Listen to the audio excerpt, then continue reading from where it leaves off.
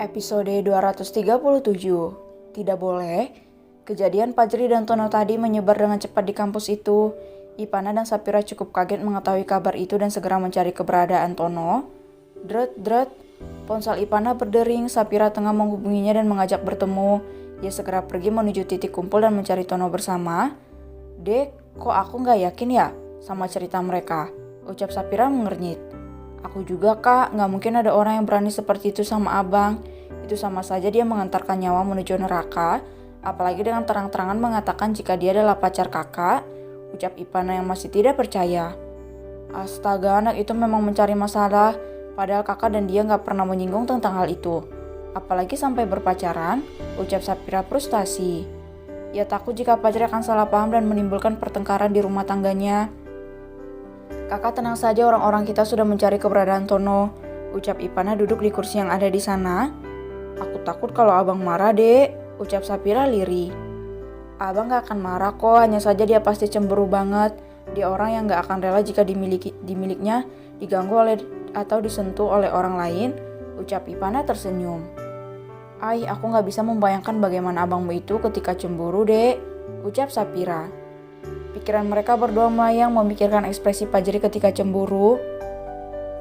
Wajah dingin yang terlihat garang menatap mereka berdua dan menumpahkan kekesalannya kepada Sapira dengan mengurung perempuan itu dan membawanya kemana-mana. Aku gak bisa membayangkan jika abang ngikutin aku kemana-mana atau aku yang ngikutin dia kemana-mana. Ucap Sapira bergidik. Itu pasti kak, paling nanti 1 atau 2 minggu paling lama. Ucap Ipana terkekeh. Astaga, kenapa abangmu itu berbeda dek? Ucap Sapira memijat keningnya yang terasa berdenyut. Haha, itu adalah resiko menikahi anak sultan kak. Ipana semakin tergelak. Mereka masih duduk di bawah pohon rindang sambil menunggu informasi di mana keberadaan Tono. Tring, sebuah pesan masuk dari anak buah Ipana yang mengatakan jika mereka sudah bertemu dengan Tono. Mereka segera bergegas menuju salah dari kosan cowok yang hanya dihuni oleh Tono sendiri. Orang-orang Ipana sudah meminta izin terlebih dahulu kepada pemilik kos untuk mengeksekusi pria malang itu. Mereka menaiki mobil yang dibawa oleh Mang Arya menuju kos Tono. Tak lama mereka sampai di ruangan petak berukuran 5x5 meter itu. Tok, tok, tok. Ipana mengetuk pintu. Ia masih berusaha untuk tidak berbuat kasar kepada orang lain. Ceklek. Tono terkejut ketika melihat siapa yang tengah mengunjunginya. Ia bergegas menutup pintu, namun sial.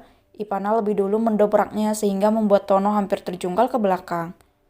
Wajah laki-laki itu berubah pias seketika melihat wajah dingin Ipana yang sangat menyeramkan. Tono, kenapa kamu berbuat seperti itu kepada suamiku?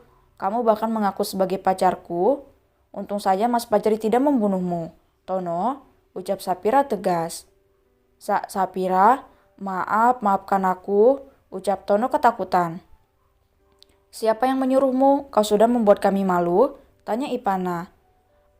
Aku tidak disuruh sama siapapun, maafkan saya, ucap Tono yang sudah ketakutan. Saya benci seorang pembohong, ucap Ipana dingin. Glek, Tono kesusahan untuk menelan air liurnya mendengar ucapan dari Ipana. Cowok macam apa ini? Kenapa dia sangat lemah dan ketakutan? Baru dibentak aja sudah seperti orang yang tengah merenggang nyawa, apalagi dipukul. Batin Ipana mengernyit kasihan. Tono, apa kita masih berteman? Tanya Sapira melunak. Apa kamu masih mau berteman denganku? Tanya Tono lirih. Iya, bukankah kamu tetap akan menjadi temanku? Apa kamu tidak malu, Sapira? Kamu sudah menjadi nyonya besar saat ini. Tanya Tono menatap Sapira penuh harap. Tentu tidak, tapi tolong jangan memancing amarah suamiku, karena dia bisa membunuhmu dalam 1 kali pukulan. Ucap Sapira meraih tangan Tono. Tepat setelah tangan mulus itu bersentuhan dengan tangan Tono, sebuah teriakan berhasil mengagetkan mereka. Lepaskan tanganmu dari dia, sayang, ucap Fajri dan meraih Sapira agar menjauh dari laki-laki itu.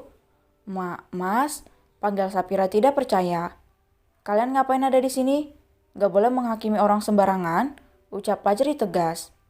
Walaupun ia begitu malu dan cemburu, namun mengeroyok Tono adalah hal yang tidak boleh dilakukan.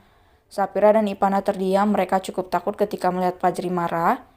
Tapi bang, kami sudah dibuat malu sama dia, dan abang juga dianggap remeh oleh mahasiswa yang lain bang, terang Ipana. Sudah, lebih baik kita pergi dari sini, jangan mengganggu orang lain. Jangan sampai kamu semakin membunuh mentalnya, Dek, ucap Fajri tegas. Baiklah, ucap Ipana menahan senyumnya dan menarik Sapira untuk keluar dari ruangan itu. Tinggallah, Fajri dan Tono dalam ruangan itu. Saya tahu kalau kamu disuruh oleh seseorang, kamu itu laki-laki, bersikaplah sedikit lebih tegas dan berwibawa. Belajar ilmu bela diri sana agar kamu bisa mempertahankan harga diri. Aku masih mengizinkanmu untuk berteman dengan Sapira, tapi jangan pernah menyentuhnya seujung kuku pun, ucap Fajri keluar dari ruangan itu. Mereka sengaja memakai masker dan kacamata hitam agar tidak terlalu dikenali oleh masyarakat sekitar. Fajri segera berjalan menuju mobil istrinya. Ia mendengar jika Sapira dan Ipana tengah tertawa di dalam mobil. Fajri langsung masuk dan membuat mereka terdiam. Kenapa kalian bisa sampai ke sini? Tanya Fajri. Karena satu kampus membicarakan abang dan dia, makanya kami mencari Tono dan bertanya apa maksud dia berkata seperti itu.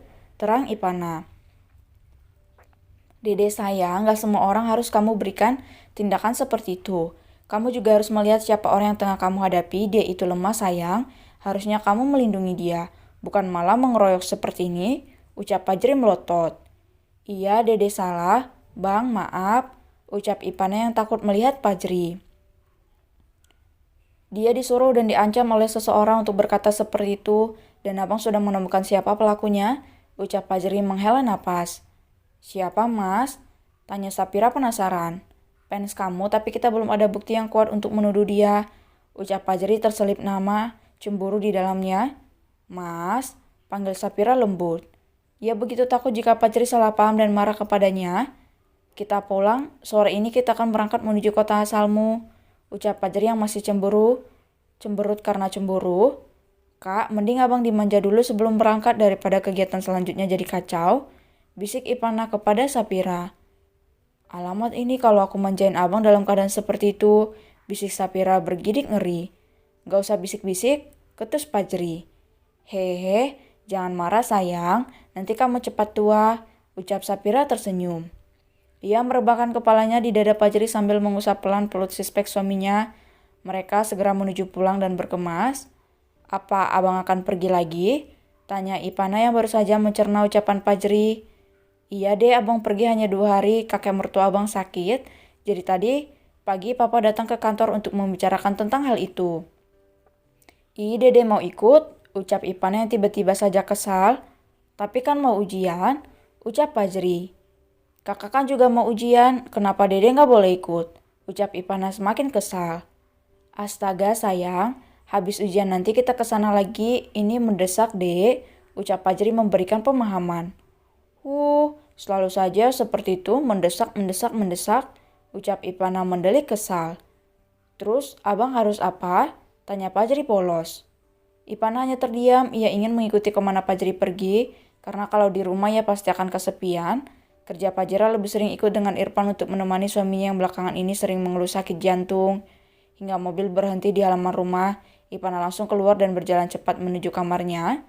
Sementara Fajri dan Sapira hanya bisa menggeleng melihat kelakuan gadis labil itu. Kenapa nggak dibawa saja mas? Tanya Fajri.